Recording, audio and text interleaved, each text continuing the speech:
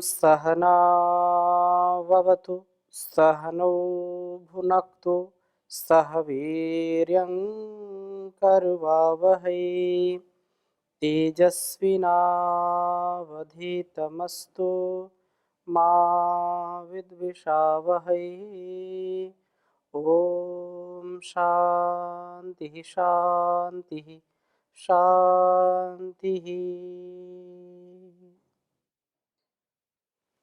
वैदिक जीवन पद्धति की इस कक्षा में आप सभी श्रोताओं का, दर्शकों का हृदय की गहराइयों से हार्दिक स्वागत है, अभिनंदन है।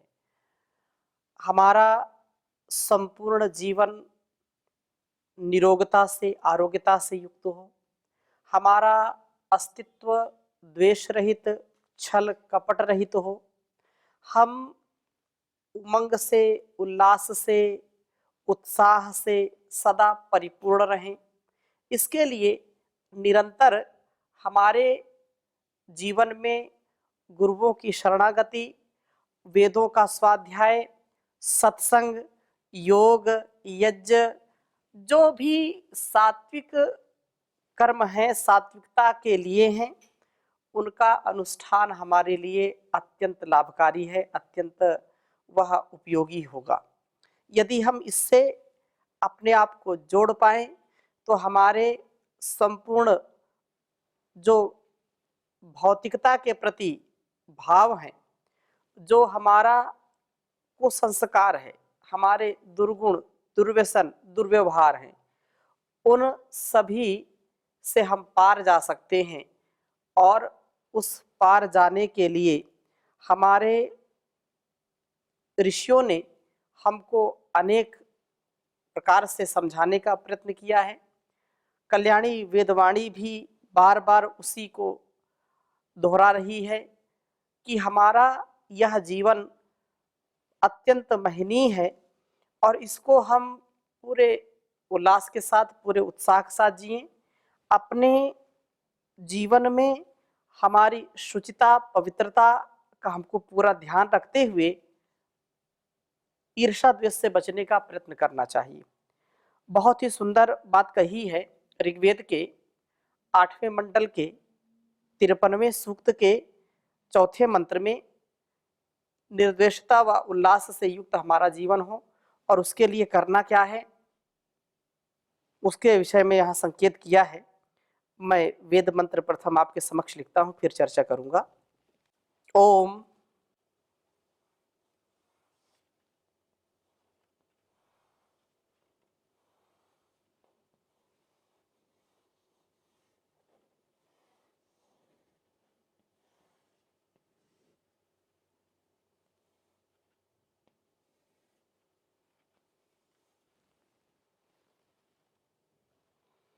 विश्वा द्वेषांसी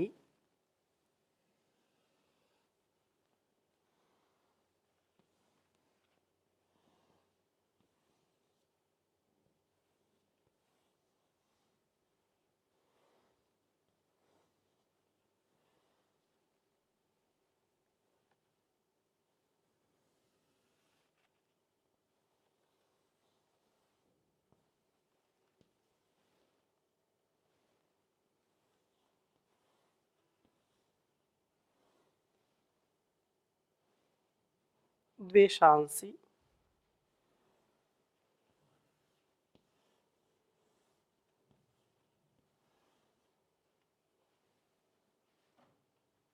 जही चाव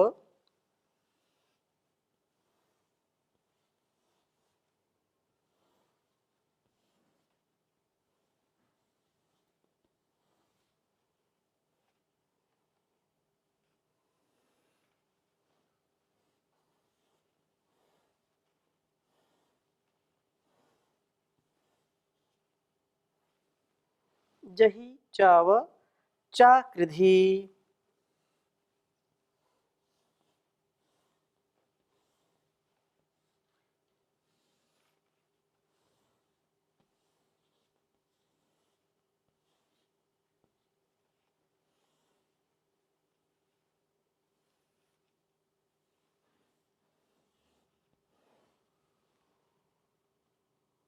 विश्वे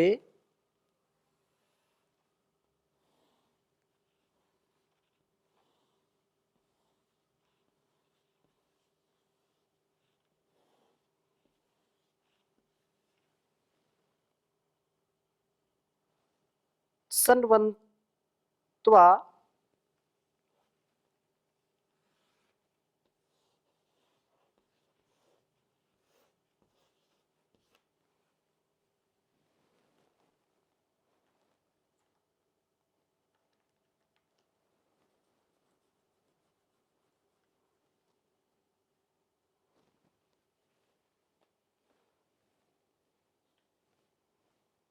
सन्वन्त्वा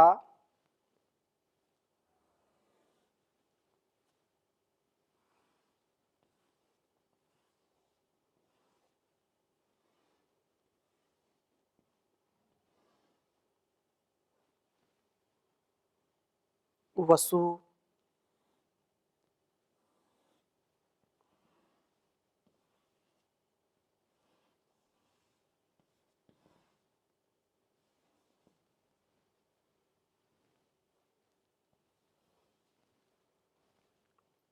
शिष्टेषु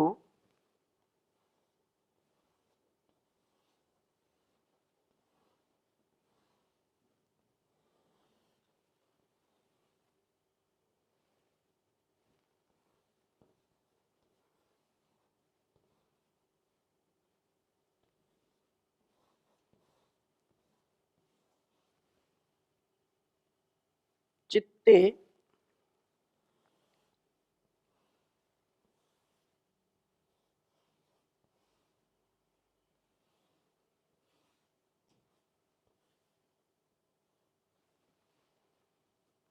मदिरासो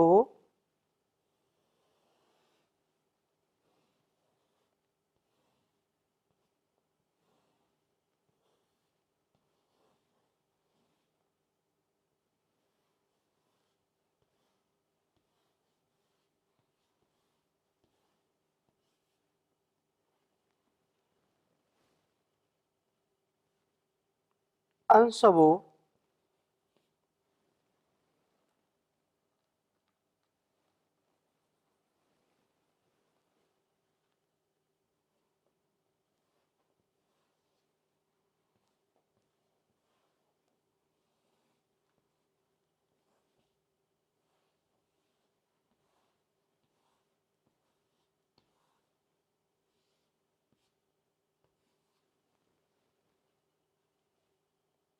यत्रा सोमस्य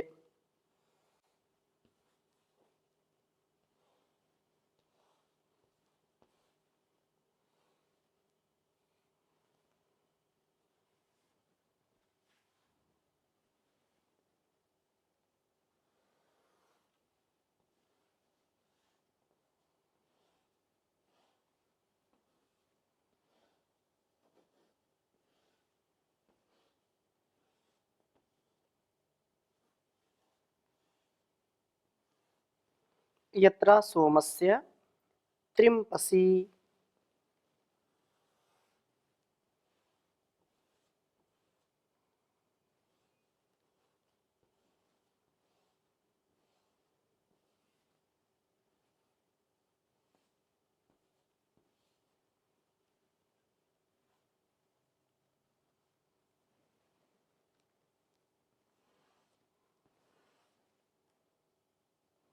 ऋग्वेद के 8वें मंडल के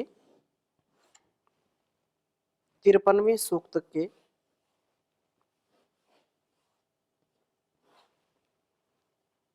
चौथे मंत्र का हम स्वाध्याय कर रहे हैं। चौथा मंत्र है।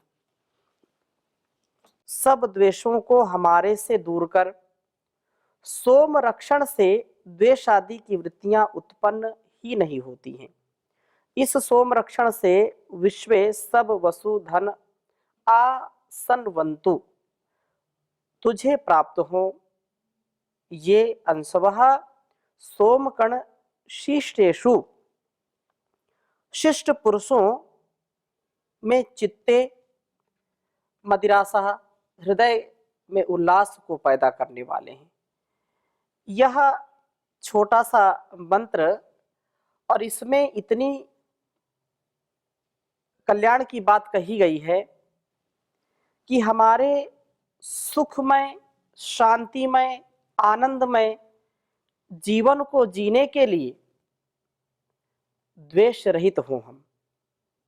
हम दूसरों के बढ़ने पर, दूसरों की वृद्धि पर या दूसरों का सदा ही अकल्याण चाहते हुए अपना कल्याण चाहते हैं, स्वार्थ से सने होते हैं, ईर्ष्या द्वेष से सने होते हैं। जो व्यक्ति ईर्ष्या द्वेष से सना होगा, ईर्ष्या द्वेष छल कपट युक्त जिसका जीवन होगा, वास्तव में वह सच्चा धार्मिक हो ही नहीं सकता है, वह सच्चा उपासक नहीं हो सकता है, सच्चा साधक नहीं हो सकता है। वह व्यक्ति जो एक दूसरे से द्वेष करता है और क्षणिक सुख की कामना करता हुआ इस लोक में विचरण करता रहता है, अपने स्वार्थ की सिद्धि के लिए दूसरों का तिरस्कार करता है, दूसरों का अपमान करता है। ऐसा व्यवहार हम अपने आसपास घर में भी देख सकते हैं, परिवार में भी देख सकते हैं और समाज में, संसार में भी देख सकते हैं। खूब ऐसा व्यवहार लोग करते हैं।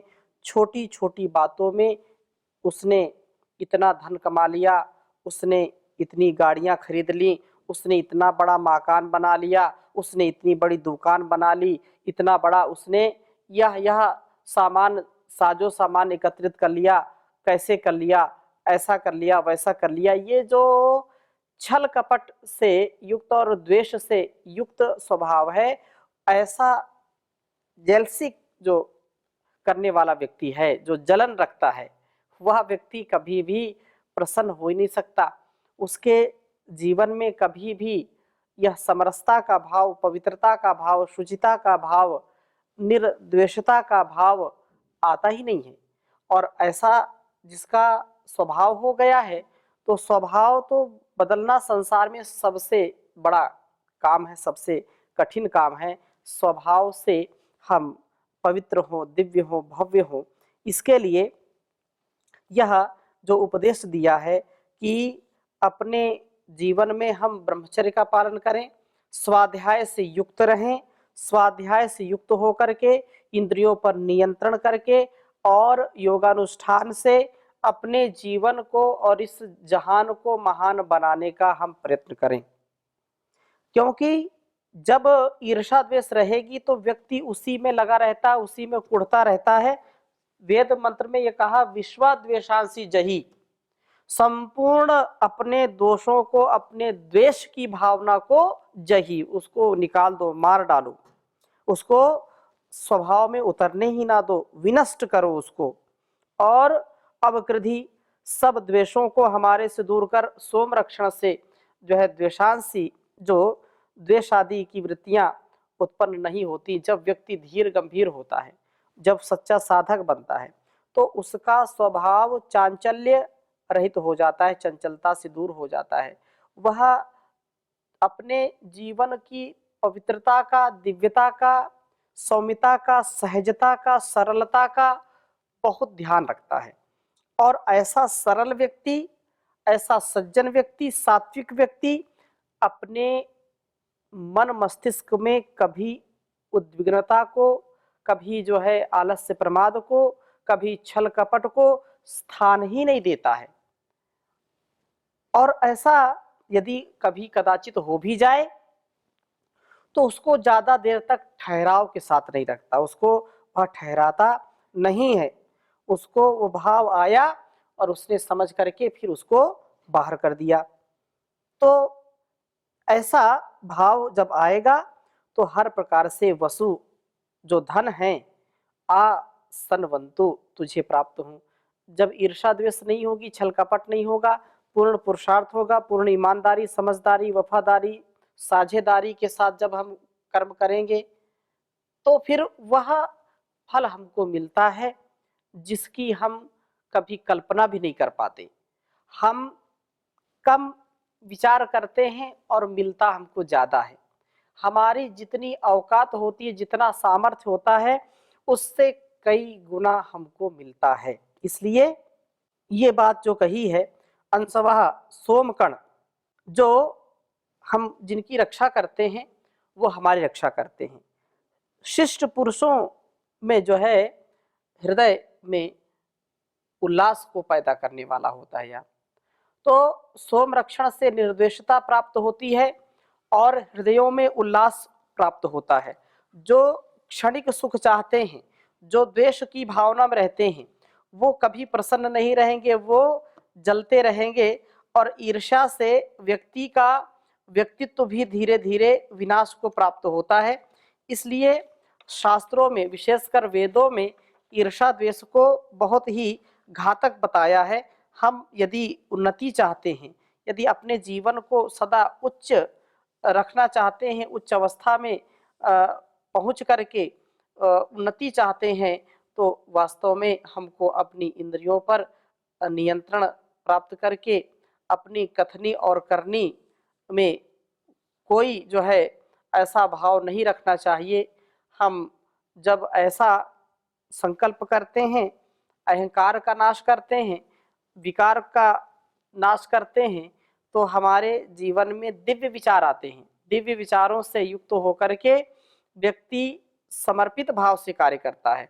त्याग की भावना जहाँ पर होगी वहाँ पर ईर्ष्या द्वेष छल कपट का जो है कभी भी भाव मन में आता ही नहीं है।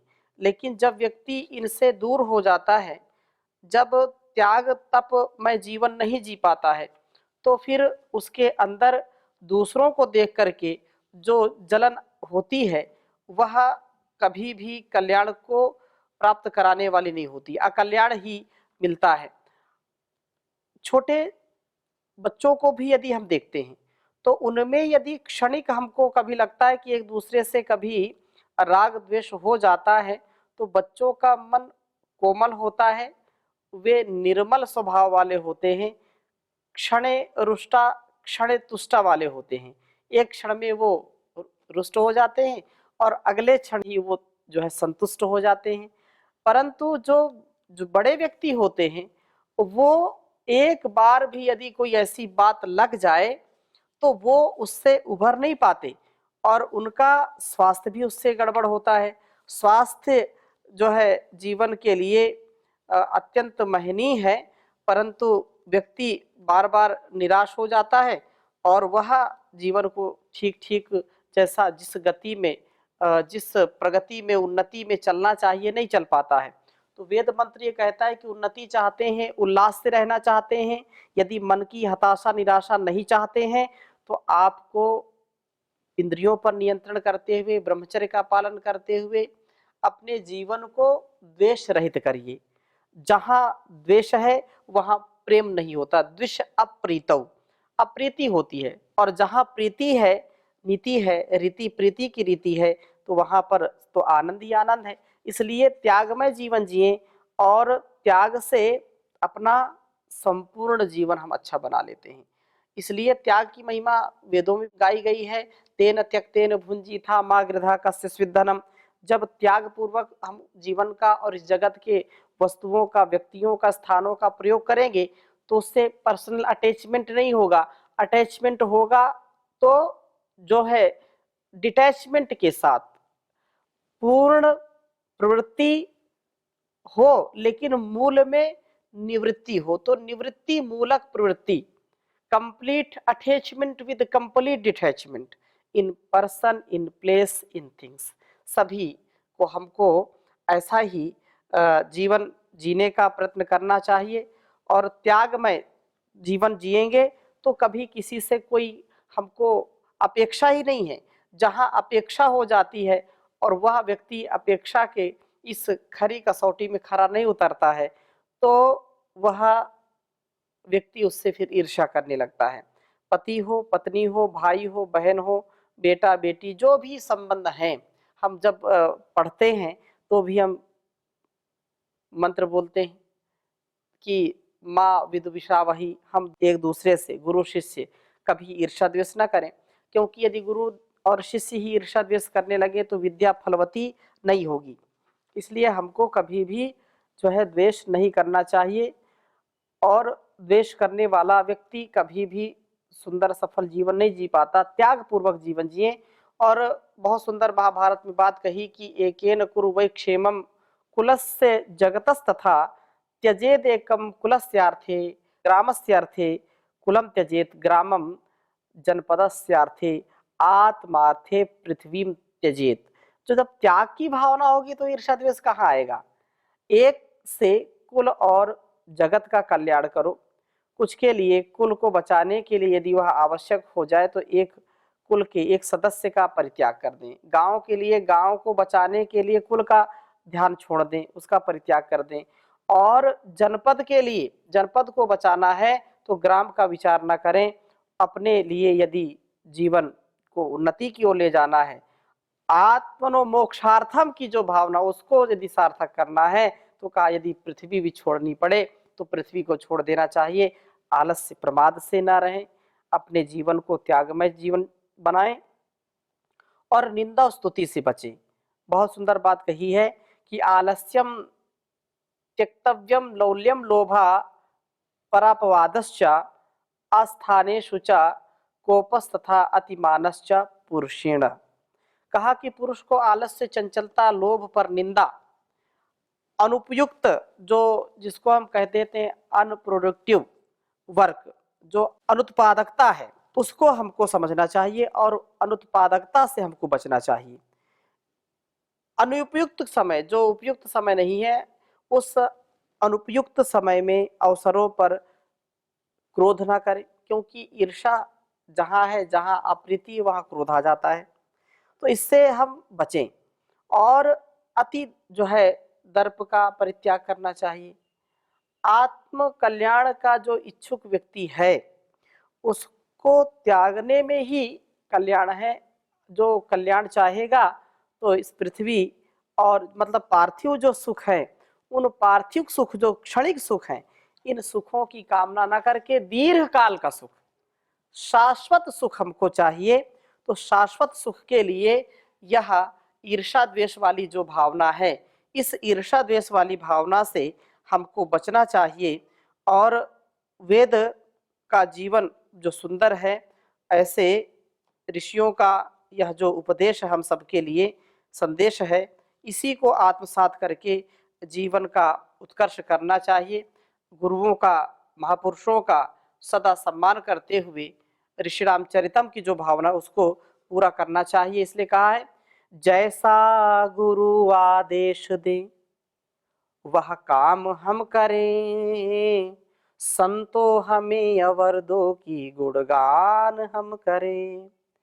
जाएं जहां भी आपका संदेश दे सकें, सदगुरु की रहमतों का यशोगान कर सकें। धारण करें गुणों को बुराई से दूर हो, धारण करें गुणों को बुराई से दूर हो, बन के सहारा गिरतों का कल्याण हम करें। संतो हमें यह वरदों की गुणगान हम करें। कोई बुरा करे तो करे हम भला करें, कोई बुरा करे तो करे हम भला करें। दिल से का सभी का आदर सम्मान हम करें, दिल से सभी का आदर व सम्मान हम करें। बाला है बाल संगत की बस याचना यही, बाला है बाल संगत की बस याचना यही। बल दो पूरा सतगुरु का ध्यान हम करें, जैसा गुरु आदेश दें वह काम हम करें। जैसा वेदों का आदेश हो वह काम हम करें। संतो हमें अवर दो की गुणगान हम करें। ओम शांति शांति शांति।